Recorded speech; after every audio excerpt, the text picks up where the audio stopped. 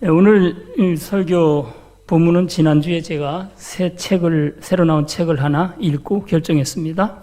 사명이라는 책인데 위암과 고혈압, 당뇨, 뇌경색으로 투병 중에 있는 80 되시는 나이 많으신 노 목사님의 책입니다. 마지막 사명에 도전하라. 오늘 우리 교회 성도분들 중에서도 이제 연세들이 70대도 많으시고 이제 80대로 향하시는 분들이 많은데 우리 이제 모세 우리가 나이가 들었지만 마지막 사명에 도전하라.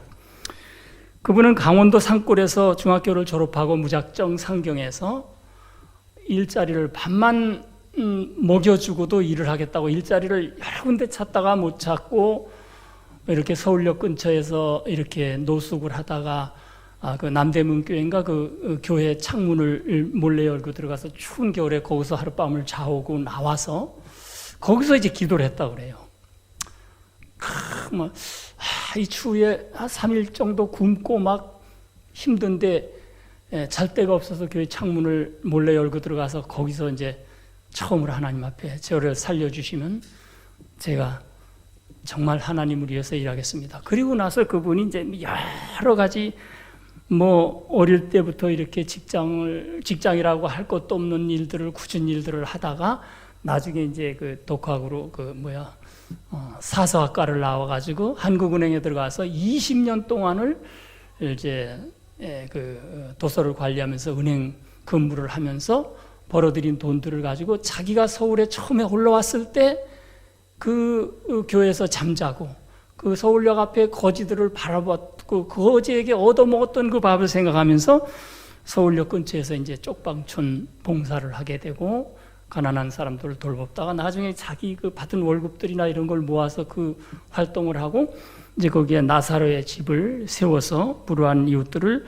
돕는 봉사 활동을 했는데 이분이 그 우리나라 대통령 세 명의 대통령한테 표창을 받고 시민상을 받고 상장도 너무나 많이 받고 이렇게 알려진 분인데 이분이 이제 80대 되셔가지고 이 질병의 고통 속에서 괴로움을 겪으면서 이분이 보니까 책도 여러 권을 냈어요. 한 10권 정도를 냈어요. 목사이기 때문에 늦게 이제 목회를 해가지고 설교집도 내고 간증집, 시집, 수필 그러면서 자기 돌아온 과거를 추억하면서 이제 내가 이 추억을 정리를 해야 되겠다.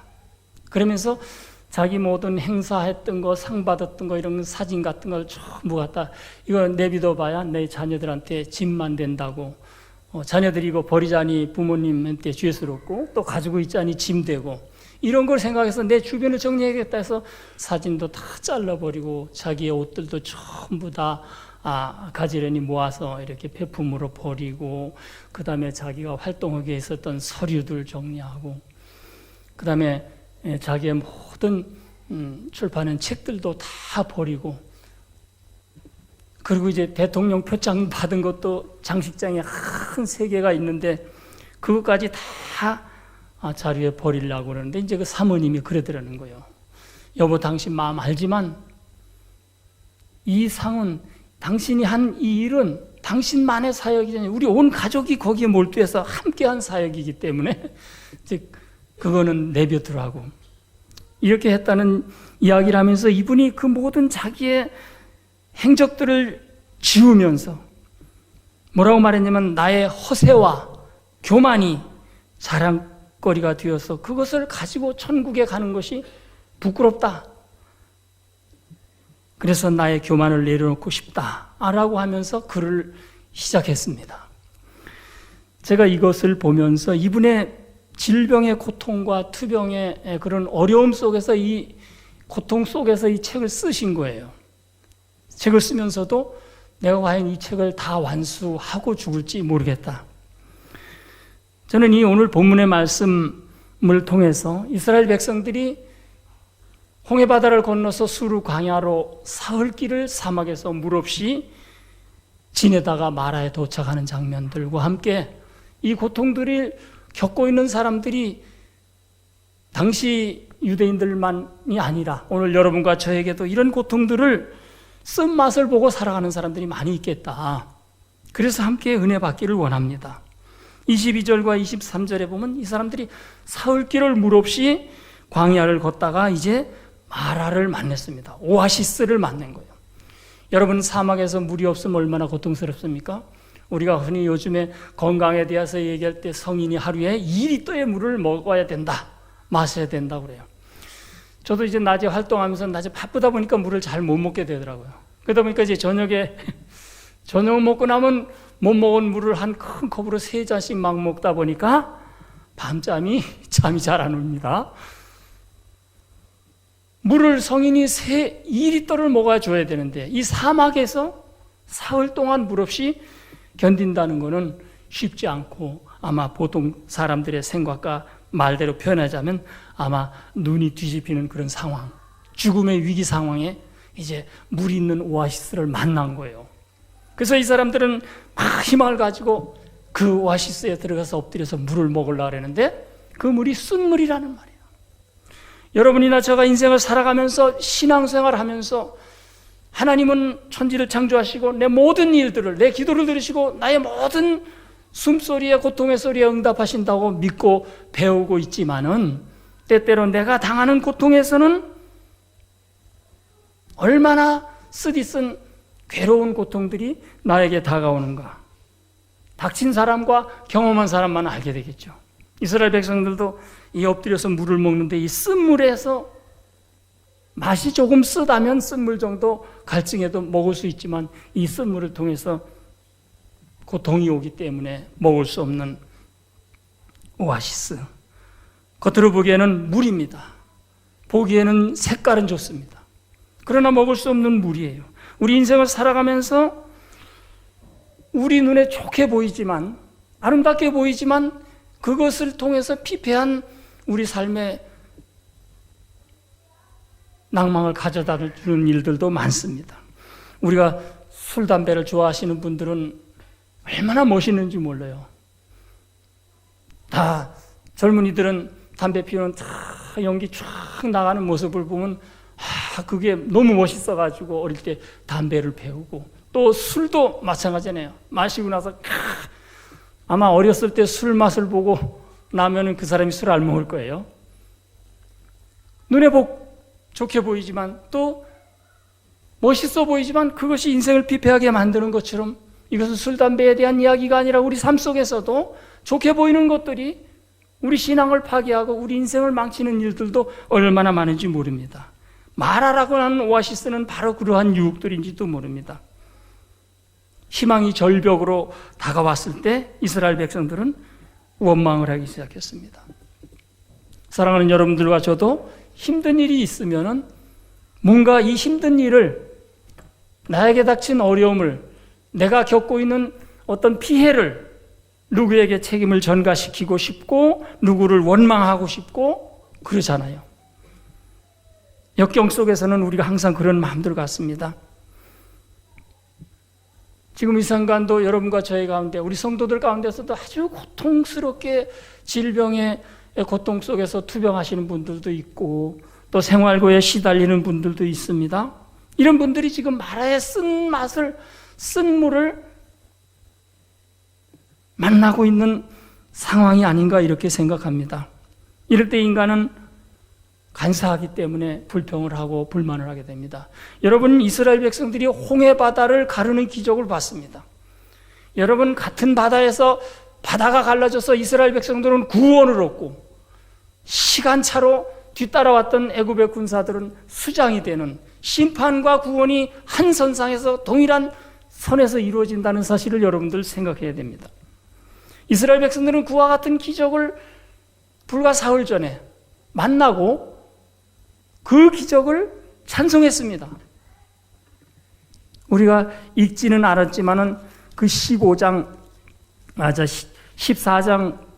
31절에 보면 그 미리암과 그 15장에 보게 되면은 그들이 찬양을 부른 내용들이 나오고 있습니다. 여호와를 찬양하라. 그는 높고 영화로우시며 말과 그 탄자를 바다에 던지셨습니다. 하나님의 놀라운 능력과 그 위대하심을 체험하고 나서 하나님을 찬송했습니다.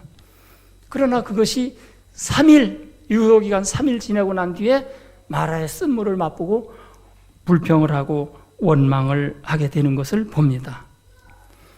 하나님은 모세 앞에서 모세를 이끌고, 모세는 이스라엘 백성들 앞에서 백성들을 이끌고, 그 앞에는 불기둥과 구름 기둥으로 밤낮 없이 기적을 순간순간 밤낮으로 보여주면서 이끄셨지만, 이와 같은 갈증이 오고 궁핍이 오고 고난이 오고 쓴맛을 보게 될 때 인생은 모든 은혜의 상황들을 잊어버리고 망각하고 원망과 불평을 하게 됩니다. 그래서 야고보서 기자는 3장 10절에서 저희가 한 입에서 찬송과 저주가 나오는 도다. 바로 엊그제만 해도 여호와는 위대하시다고 찬송했던 그 입으로 또 하나님을 원망하고 모세를 원망하는 모습을 보게 되는 것입니다. 고난 앞에서 원망을 할 수밖에 없는 것은 믿음이 없기 때문입니다. 우리는 불평을 하는 사람들이나 원망을 하는 사람들 때 믿음이 없어서 그래 그러면 기분이 나쁘죠. 기분이 나빠요. 그러나 이들이 진정으로 겪고 있는 고통은, 마라의 이 쓴물에 대한 고통들은 나만 겪는 것이 아닙니다. 이 세상에는 세상 사람들도 겪고 믿는 사람들도 겪고 악인도 겪고 선인도 겪고 지도자도 겪고 백성들도 겪는 똑같은 고통이에요. 우리 현 시대를 살아가는 모든 사람들 가운데는 그와 같은 고통들을 서로 나누어서 다 겪고 있습니다. 한 땅 위에, 한 지구에, 한 나라에, 한 그룹에 속해 있으면서 같은 고난을 받고 있는 거죠. 그러나 믿음이 있는 사람과 없는 사람은 어떤 차이입니까? 제가 옛날에 고등학교 다닐 때 이제 저 용문산의 나운몽 장로라고 들어보신 적이 있는지 모르겠어요.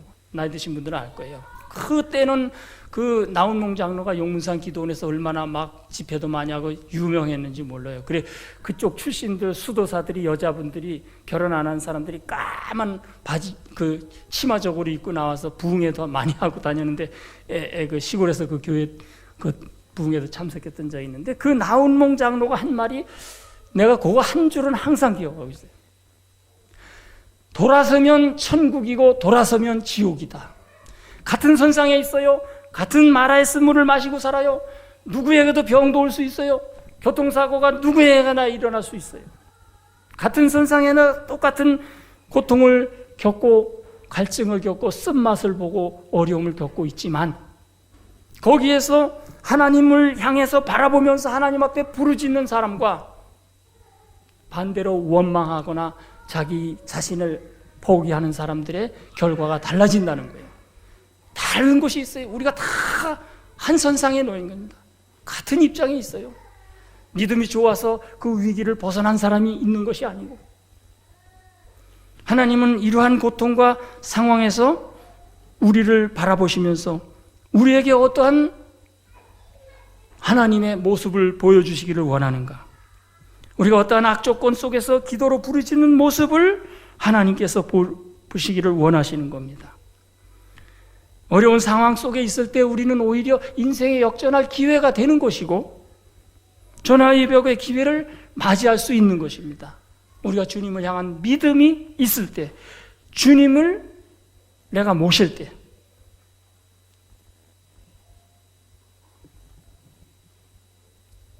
우리가 어떤 어려운 상황에서 원망과 불평에 머무르면 재기가 불능합니다. 이스라엘 백성들이 이렇게 고통 속에 있습니다. 자, 여기서 사흘 동안 걸어왔다는 얘기가 있는데 성경에 보게 되면 사흘이라는 표현이 상당히 많습니다. 3일. 성경에 보니까 사흘이라는 말이 40번이 나와요. 몇 가지만 소개하면, 요셉이 옥중에서 꿈을 해몽했을 때 그 죄수에게 3일 후에 석방된다. 또 모세가 이집트에서 나올 때 바로왕 앞에 얘기했어요. 우리 백성들이 하나님 앞에 제사를 드려야 되는데 3일 동안 걸어가서 제사 드릴 수 있는 장소 3일 동안만 걸어가겠다, 이게 얘기예요. 가나안을 목표로 하고 있지만, 또 다윗이 위기에 처했을 때 광야에서 그 정보를 제공했던 애굽의 소년 거지 소년이 나와요. 그 소년이 사흘 동안 굶고 굶주리다가 사흘 지내고 다윗을 만나서 그도 살고 다윗도 적군을 추격하는 데 귀중한 정보를 얻었다. 요나가 사흘 동안 고레백석에 있고 예수님이 사흘 만에 부활하시고 우리 한국 문화나 우리 동양 문화에도 3이라는 숫자는 상당히 중요하게 나오는데 뭐 작심삼일이라는 말도 있지만 뭐 삼신이라는 말도 있고 또 동양 고전에는 삼일신고라는 것도 있고 또 삼일절을 택해서 운동을 한 것도 의미가 있어요. 3일이라는 것은 성경이나 우리 인간의 삶 속에서 우리가 기다림의 최소 한계다 이렇게 보는 거예요. 우리가 어떤 일을 기도하고 나서 여러분 자녀들한테도 한번 그런 얘기를 해주면 좋겠어요. 너 힘들 일 있고 너 뭔 일 있으면 너 한번 3일 동안 꾸준히 한번 하나님 앞에 기도하고 4일까지 한번 기다려봐라. 최소한의 믿음의 시간. 그러면 우리 아이들이 우리들이 여러분들과 저도 마찬가지입니다. 한번 정말 곤고할 때 힘들 때 3일 동안 한번 기도하고 4일째 하나님이 어떻게 역사하시는가, 어떤 변화를 주시는가, 나에게 어떤 기회를 주시는가, 아니면 징크스가 있는가, 그 징크스가 우리의 믿음으로 승화될 수 있는 그러한 계기가 되면 좋겠습니다. 이스라엘 백성들이 사흘 지나면은 이 엘림의 진짜 오아시스가 나오는데 4일째 그걸 못 보는 거예요. 그러니까 3일 굶고 3일 고통당하고 이제 막 응답이 될 만할 때 불평이 나오는 겁니다. 우리 자녀들이나 우리 주변에서도 무슨 같이 일하다가 보면 애들한테 뭐 하려 하다 안 하면은 그런 얘기하죠. 아, 내가 조금 이따 하려고 그랬는데 꼭 엄마는 얘기한다고. 나 조금 이따 공부하려고 그랬는데 엄마는 왜 공부 안 하냐고 그런다고. 그게 기다림의 사흘의 한계라. 우리 속담에 뭐 옛날 그 전설에 있잖아요. 3년 고개라는 말이 있어요.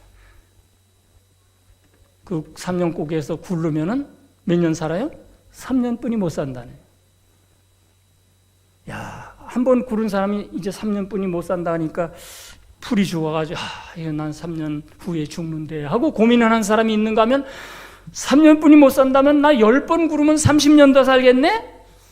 그렇게 희망적으로 생각하고 더 기다림을 늘려가는 사람이 있는 겁니다. 오늘 여러분들과 제가 기도의 응답이 금방 오지 않는다고 포기하지 마시고 절망하지 마시고 좀 더 기다리는 그런 마음을 가져주면 좋겠습니다.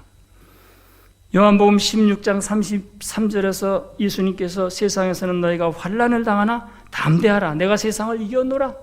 예수님이 먼저 환난 속에 있는 세상 가운데 믿음으로 말미암아 세상을 이겼기 때문에 오늘 우리 믿음의 성도들이 어떤 환난이나 어려움이 와도 결국에는 성도가 주 안에서 승리한다.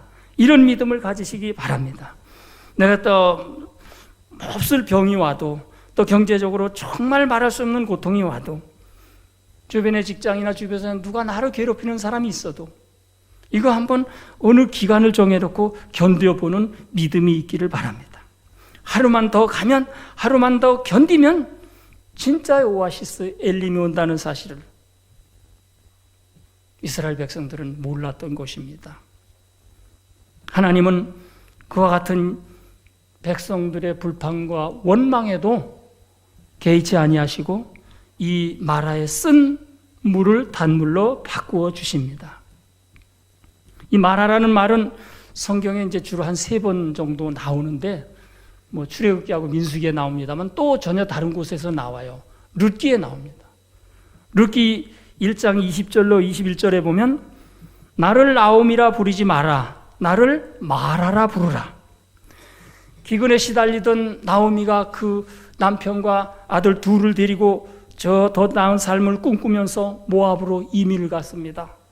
거기서 살다가 아들 둘도 결혼을 시키고 잘 사는가 했는데 남편이 죽고 아들 둘도 죽습니다.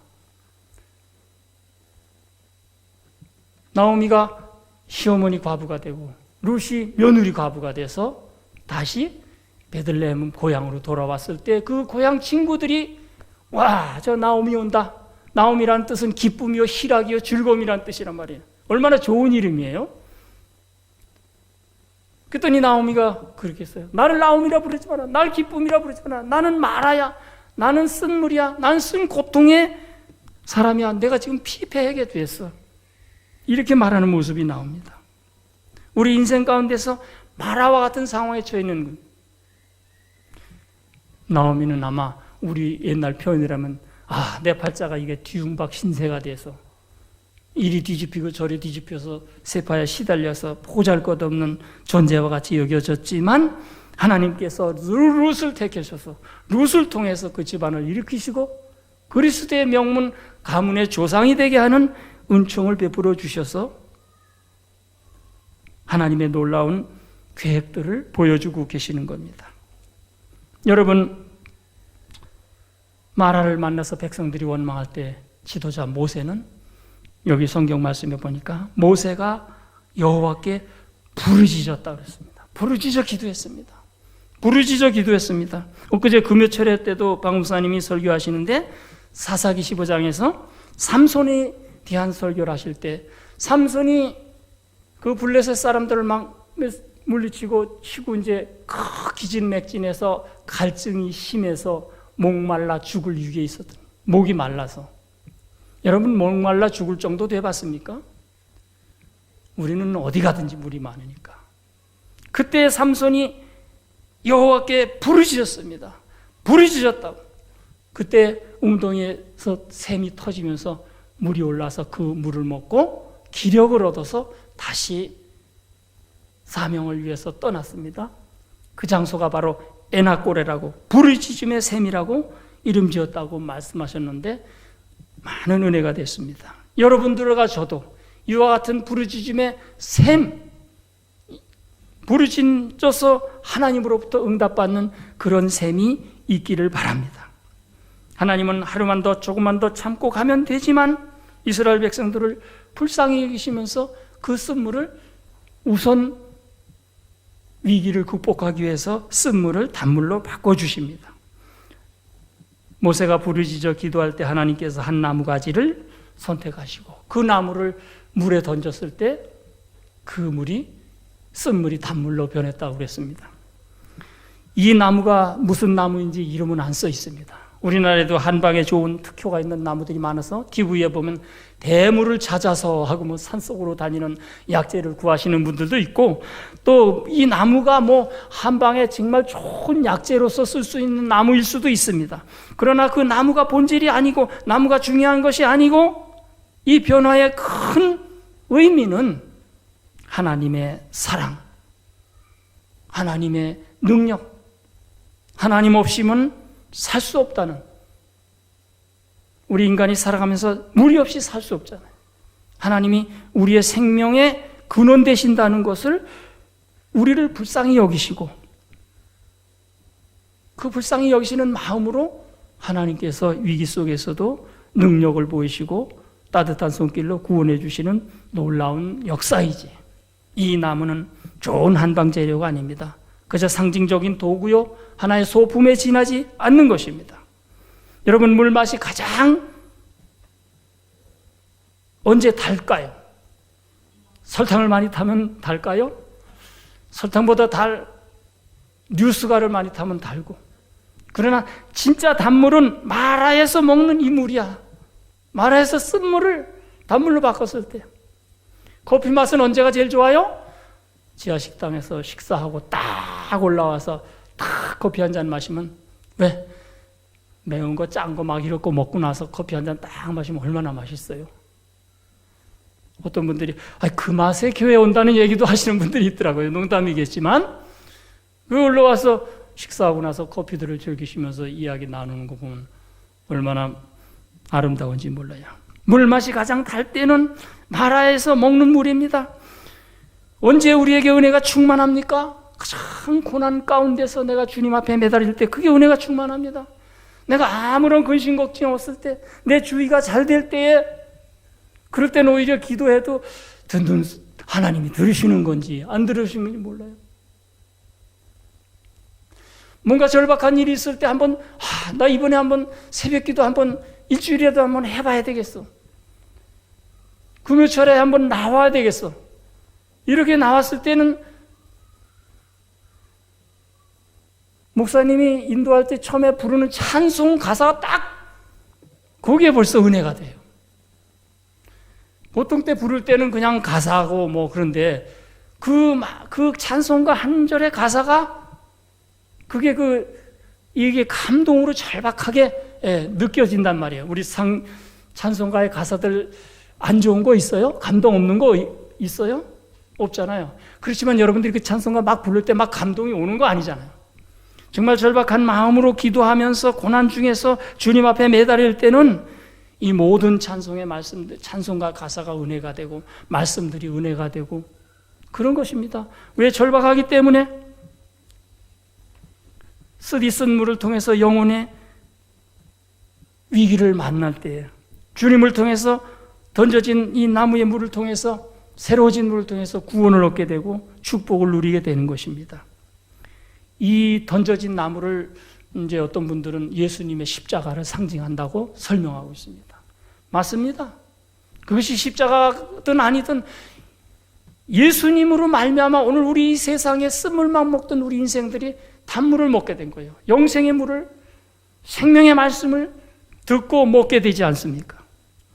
우리가 쓴물을 경험하고 쓴 삶을 고통의 삶 속에 있을 때 예수님의 십자가 밑에 와서 엎드릴 때예요. 우리 인생이 변화를 받고 그 모든 고통 속에서 새로운 삶을, 희망을 얻게 되는 줄로 믿습니다. 우리 삶 속에서 힘들고 어렵지만 여러분들 엘림을 바라보시기 바랍니다. 아마 지금처럼 내비게이션이 있다면 이스라엘 백성들이 사흘 걸었을 때도 원망하지 않을 거예요. 서로 격려하면서 야, 내비게이션 봐. 하루만 더 가면 여기 엘림이야. 마라에서 엘림까지는 17km라고 그래요. 걸어서 하루길 40리. 그러니까 이스라엘 백성들이 정말 하루만 더 참고 더 견디고 막 그 불평 안 하고 모세가 또 지도자들이 10부장, 100부장들이 사흘 굶어 목마른데 얼마나 힘들겠냐고 조금만 참아. 요 내비게이션 봐. 17km 앞에 오아시스가 있어. 거기서 수영까지 할 수 있어. 막 이렇게 설명을 했다면은 더 희망을 가졌을 수도 있을 거예요. 그렇게까지는 못해더라도 지도자들은 그랬지요. 그렇게 말했을 거예요, 모세. 야, 봐. 지금 힘들지? 그러나 우리가 엊그제 3, 4일 전에 홍해 어떻게 건너왔어? 그것만 생각해. 조금만 더 참아. 그런 일 또 있을 거야. 하나님은 그냥 우리를 두지 않으실 거야. 여러분, 내비게이션을 가지고 차를 운전하다 보면은 저도 작동을 많은 건 안 해보지만 방법도 여러 가지가 있더라고요. 제일 빨리 가는 길, 그 거리로 빠른 길, 또 시간으로 빨리 가는 길, 또 뭐 있어요? 돈 적게 들이고 가는 길도 있더라고요. 무료로 치면 돈 안 내고 가는 길을 또 안내해줘요. 믿음의 길에서는 빨리 가는 길, 짧게 가는 길, 돈 내고 가는 길, 안 내고 가는 길이 중요한 것이 아니라 하나님이 원하시는 하나님의 뜻 안에서 가는 내비게이션이 필요하다는 거예요. 하나님의 뜻대로 가는 바른 길을 가는 그 길을 향해서 우리가 가야 되는 것입니다. 이스라엘 백성들이 하룻길을 더 가서 진짜 오아시스 엘림을 만났습니다. 미리 앞길을 보지 못하기 때문에 인생의 나침반, 인생의 내비게이션을 알지 못하기 때문에 사흘 만에 불평을 하게 되는 거죠. 하루 더 참을 수 있는데. 요즘 시대를 살아가면서도 많은 사람들이 삶에 지쳐 있습니다. 또 신앙생활도 오래 하다 보면 좀 지칠 때가 있어요. 뭐 좀 새로운 변화가 없나? 뭐 여기저기 기웃거려도. 그래서 뭐 직장인들 생활 속에는 뭐 어려움도 있고 또 구태연한 삶에 피로에 지친 사람들이 있는데 이런 걸 갖다가 탈진, 번아웃이라고 그러더라고요.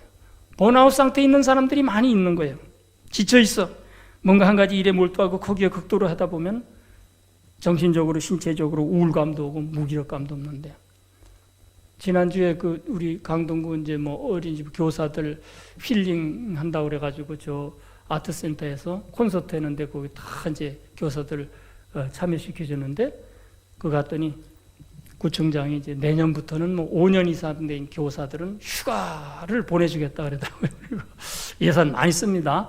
그 콘서트에 부활 콘서트를 했어요. 김태원의 부활. 전 콘서트 처음 가봤는데 노래 잘하는지는 모르겠는데 이 음향이 너무 세가지고 그 재미로 가는구나 싶더라고요. 얼마나 음향이 크게 나오는지. 삶에 지쳐있는 사람들에게 휴가를 주고 그 피로를 회복하기 위해서 여러 가지 무기력을 극복할 수 있는 그런 것들을 이렇게 베풀어 주기도 합니다. 또 직장인들도 오랫동안 일하면 또 우리 교회들은 안식년이라는 것도 있고, 그래서 쉼을 통해서 탈진 상태를, 번아웃 상태에서 벗어나는 여러 가지 방법들도 구상하기도 있습니다. 아까 서두에 말씀드린 그 사명의 저자 김흥용 목사님이 이 80세에 여러 질병을 얻고 고통당하면서 그런 얘기를 했습니다.